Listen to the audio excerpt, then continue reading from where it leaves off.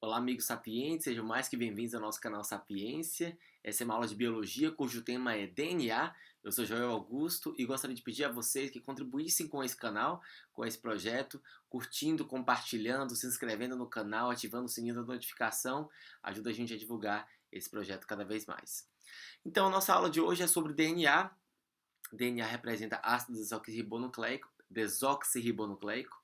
Então, é uma substância, é um ácido formado por um grupamento fosfato, o açúcar, a desoxirribose, e aqui uma base nitrogenada, nesse exemplo, a adenina. Então, repare que o açúcar é a desoxirribose, porque ela não tem o OH aqui, né? Então, é uma ribose que perdeu esse OH. Reparem também, observando essa estrutura aqui, esse desenho, que o DNA ele é uma dupla fita. Então, nós temos sequência de nucleotídeos de um lado, sequência de nucleotídeos de outro. E aí ela é estabilizada nessa dupla fita por ligações de hidrogênio, através justamente dessas bases nitrogenadas. Como vocês podem ver, tem 3 ligações de hidrogênios, nesse caso, nesse caso. Aqui também. E aqui nós temos 2 ligações de hidrogênio, olha que legal. Então, são ligações de hidrogênio que estabilizam a ligação, a união de 2 fitas de DNA. Então, o grupamento fosfato e o açúcar, eles ligam, basicamente, são eles que ligam esse andaime genético, né, através de uma ligação chamada ligação fosfodiéster. É uma ligação entre o fosfato, como vocês podem ver, e o açúcar do nucleotídeo seguinte, certo? Esses blocos são feitos de bases nitrogenadas e elas são classificadas, inclusive, de acordo com a quantidade de anéis que elas têm. O nome delas é citosina, guanina, adenina e timina, são as bases nitrogenadas que a gente pode encontrar, inclusive, no DNA, tá, gente? Porque no RNA a gente encontra todas elas com a diferença da uracila. Como vocês podem ver, a timina ela tem uma metila aqui, a uracila já tem um hidrogênio mesmo. Então essa é a diferença entre uma e outra, é justamente esse CH3. E a diferença entre o DNA e o RNA, como eu já falei anteriormente, é o OH que tem no... Aqui é um RNA, tá, gente? Que tem no RNA e aqui não tem no DNA. Por que é importante não ter o OH? Porque esse OH, gente, ele é um centro reativo muito forte, então ele é muito reativo. Não é interessante que a gente tenha a nossa informação genética, a nossa receita de bolo, né? Porque o DNA é isso, o RNA é isso. São informações genéticas para montar um ser. Então, o ideal é que a gente tenha o mais guardado possível esse material genético, o mais estável possível. Então, o DNA ele representa a perda, inclusive, desse OH e pareando com outra dele, né? Formando dupla fita. A gente classifica, como eu falei para vocês, em purinas e pirimidinas. As purinas têm 2 anéis, né? Como vocês podem ver, a adenina e a guanina. E a pirimidina, formada por um só anel, a timina e a citosina. Lembrando que a uracila, parecidíssima com a timina, também é um anel pirimidínico, certo? Vocês podem falar bases nitrogenadas púricas, purínicas ou pirimidínicas, certo? Então, reparem que a adenina ligando-se à timina, aqui a gente lembra daquele macete, né? Agnaldo Timóteo. E aqui embaixo, Gal Costa com guanina, o G da guanina e o C da citosina. Então, aqui a gente tem 2 ligações de hidrogênios em rosa, como vocês podem ver. Aqui nós temos 3 ligações de hidrogênio, são por esses sítios que eles fazem essa ligação. Se você quiser lembrar, talvez... eu me lembro que Gal Costa, né? Gal tem 3 letras, então a gente tem 3 ligações de hidrogênio entre guanina e citosina, e o outro nós temos 2 ligações de hidrogênio, ok? E aí, essa complementaridade, gente, ela é importantíssima para a replicação do DNA, porque quando ele se replica, a gente tem a abertura, né, dessa fita dupla, nós temos uma fita de um lado, outra do outro, então a gente não tem mais uma fita dupla, temos fita simples, e aí os ácidos nucleicos que estão no núcleo, eles vão se ligar a essa fita mãe, da mesma forma com o outro lado. Então nós temos 2 novas fitas filhas, né, que representam a duplicação do material genético. Então por isso que é importantíssimo essa questão da complementaridade, pela facilidade da duplicação. E o arranjo energeticamente favorável, né, como vocês podem ver, existe uma estabilidade enorme quando a gente tem essas ligações de hidrogênio estabilizando a dupla fita. Reparem que existem também sulcos menores, como se pode ver aqui, e sulcos maiores. Então, a estrutura de DNA é uma estrutura bastante complexa e levou um tempo para ela chegar até onde ela está.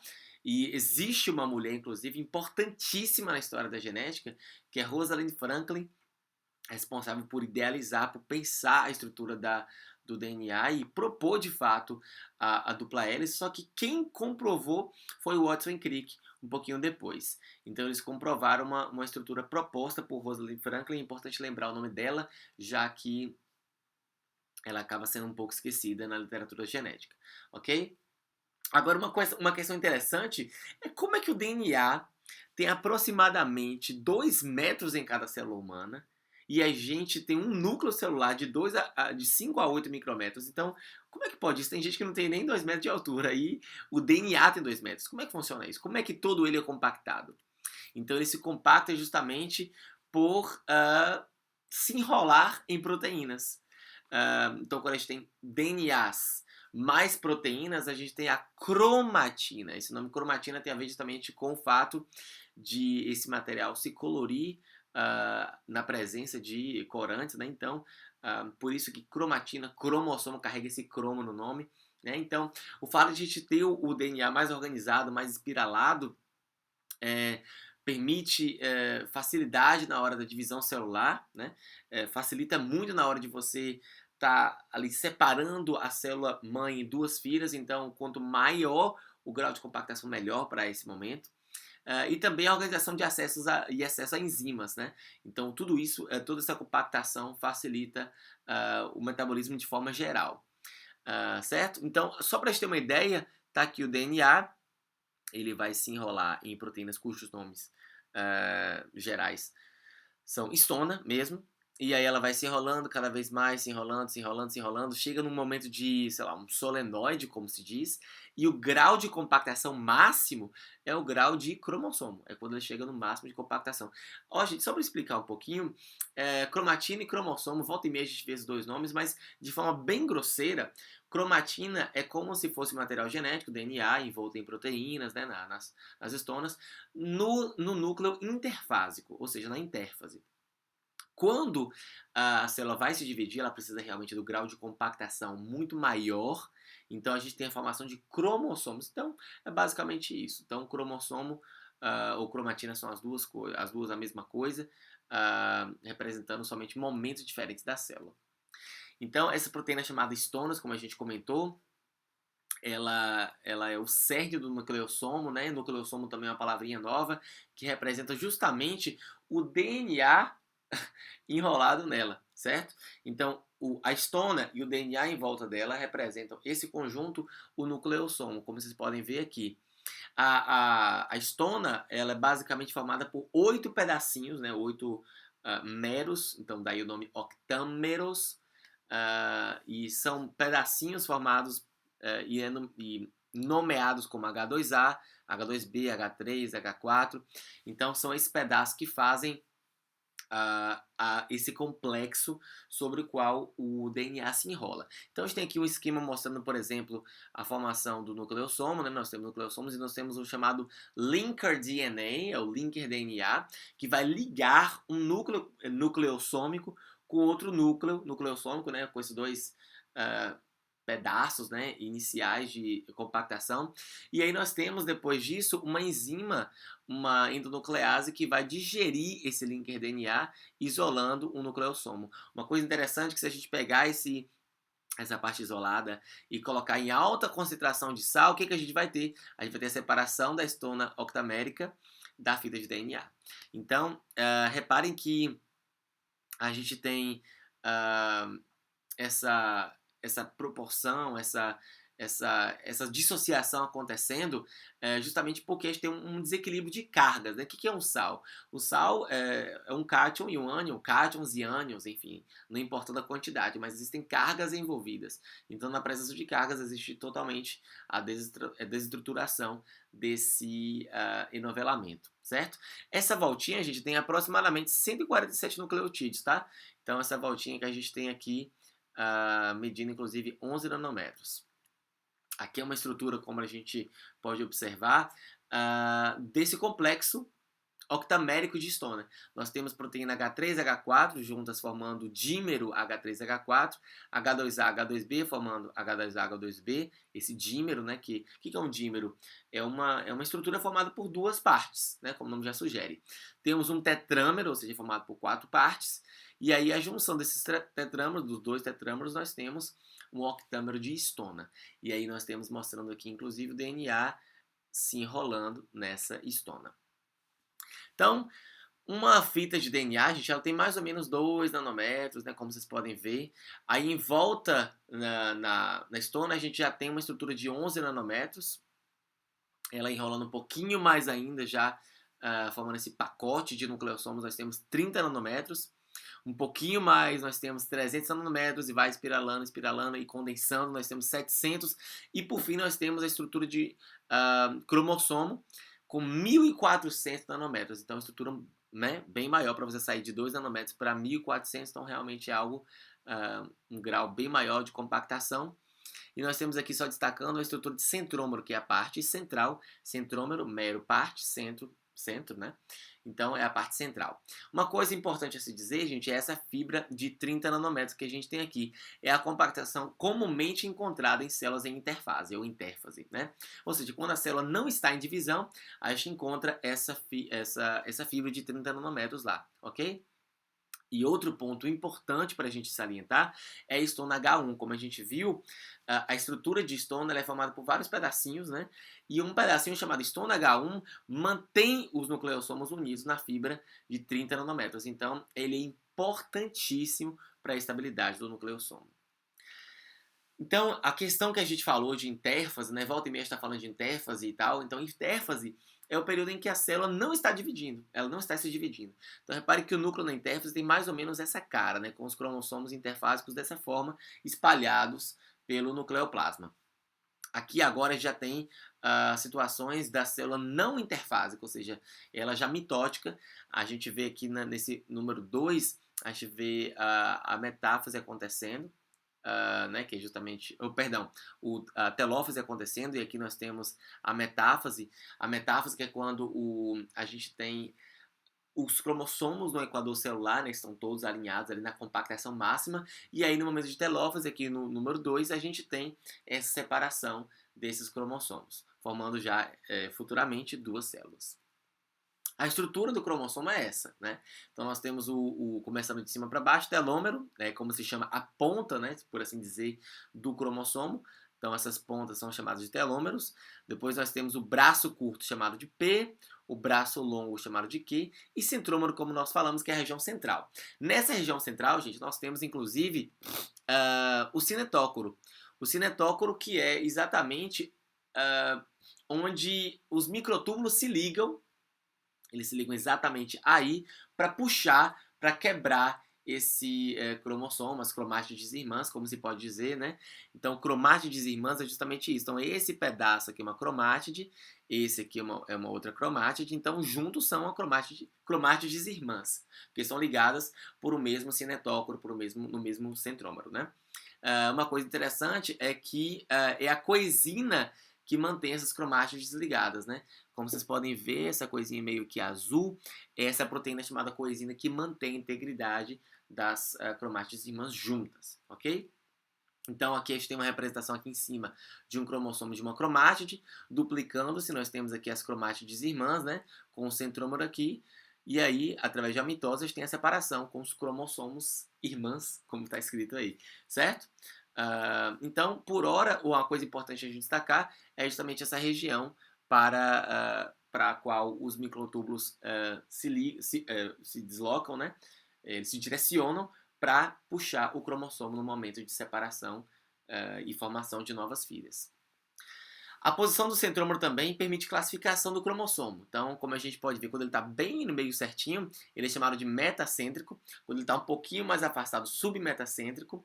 Um pouquinho mais ainda, já perto da ponta, chama de acrocêntrico.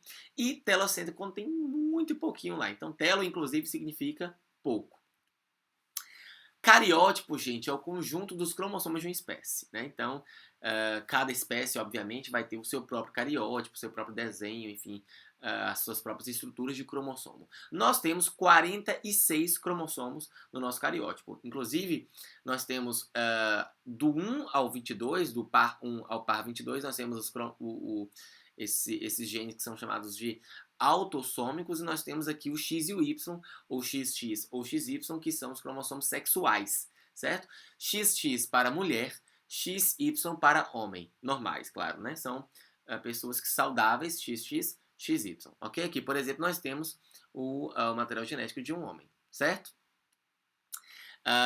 Com relação à cromatina, né, como a gente falou, voltando mais uma vez essa ideia da cor, né, que é muito importante. Então, quando o pessoal lá um tempo atrás usava a coloração para estudar o núcleo, percebia inclusive justamente isso, regiões que tinham coloração diferente.